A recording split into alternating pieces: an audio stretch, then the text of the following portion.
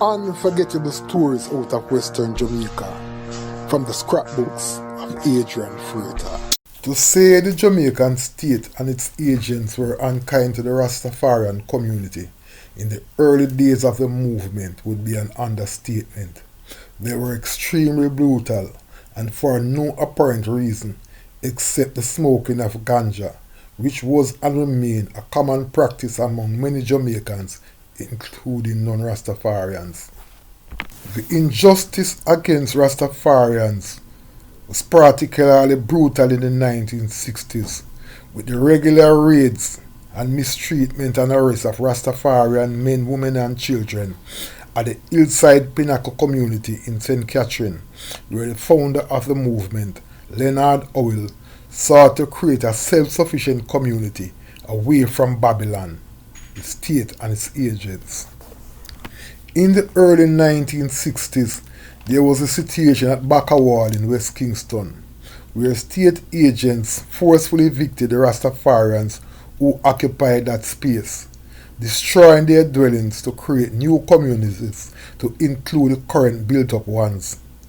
However, the greatest atrocity of all took place at Coral Gardens in Montego Bay, St. James in 1963. Several Rastafarians were killed as agents of the state hunted and killed Rastafarians who had engaged the police in a bloody face-off following a dispute between Rastafarian sympathizer Radolph Franklin and a property owner in the area. The police intervened and were initially beaten back. However, on the instruction of then Prime Minister Sir Alexander Bustamante, an order was given to bring in the Rastafarians, dead or alive, which resulted in Rastafarians from all over Western Jamaica being hunted down like wild animals. Some were killed, others brutally beaten and had their locks forcefully removed. Since the 1963 incident, the Rastafarian community has constantly been calling on the state to compensate them for the injustice that was meted out to them.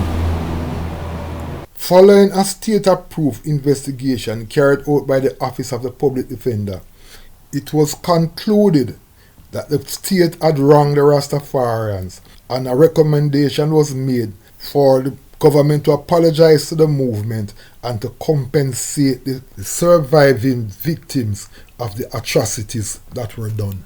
Finally, on April 3rd, 2017, Jamaica's Prime Minister Andrew Holness finally accepted that the state had wronged the Rastafarians, and from the nation's parliament issued an official apology to the movement while accepting the recommendations of Jamaicans for Justice to compensate the survivors of the 1963 incident. In this edition of Lest You Forget, I will be looking back at that public defender's report and recommendations from a story I wrote for the Gleaner, which was published on December 10, 2015, under the headline, "Apologize and Compensate Rastafari," says public defender. The story read as follows. After years of agitation, the local Rastafarian community has finally gotten an official acknowledgement through an investigation conducted by the Office of the Public Defender that its adherents were unjustly treated in the 1963 Coral Gardens incident in Montego Bay, St. James. In outlining the content of the report, which was unveiled during yesterday's monthly meeting of the St. James Parish Council, Public Defender Arlene Harrison Henry said the Rastafarians were subjected to discrimination, denigration and scorn, and called for an apology and compensation for those who suffered unjustly. What our investigations found is that many Rastafarians, some of whom were not taken into custody, certainly had to trim their dreadlocks and their beards so as to avoid being taken into custody and to avoid prosecution, said Harrison Henry. We have made certain recommendations.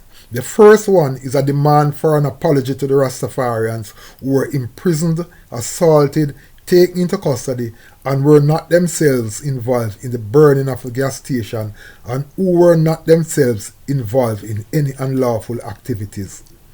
The 1963 incident reportedly stemmed from an old incident in which a Rastafarian sympathizer, Randolph Franklin, was shot and seriously injured by a property owner in a dispute over lands. Franklin and others decided to exact revenge by burning down a gas station. The incident caused a massive state crackdown against Rastafarians. In addition to the apology, the public defender said her office is also recommending that the ministries responsible for culture and tourism establish a center specifically for the development and preservation of Rastafari culture.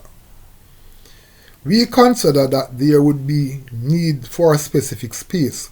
We are recommending that serious consideration be given to the acquisition of the Outer Many property in Trelawney for a part of it to be allocated for the purpose of developing this cultural space, and that financial, technical and legal resources be provided to the Rastafarian community for the purpose of organizing a cooperative society exclusively for the Rastafarian community.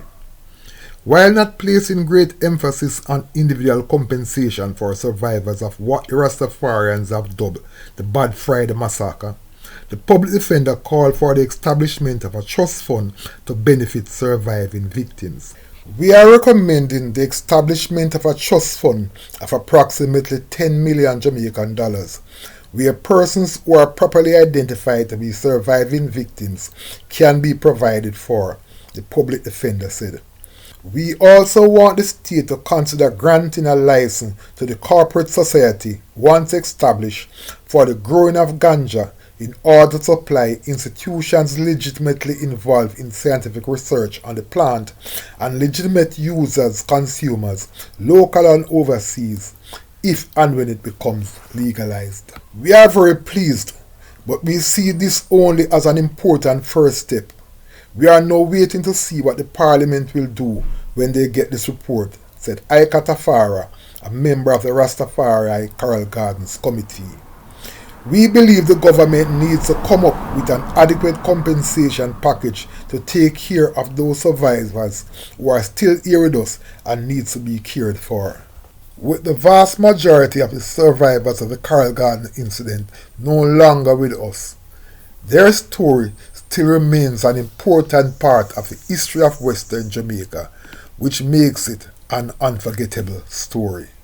Unforgettable stories out of Western Jamaica from the scrapbooks of Adrian Freitas. Before you go, please remember to subscribe.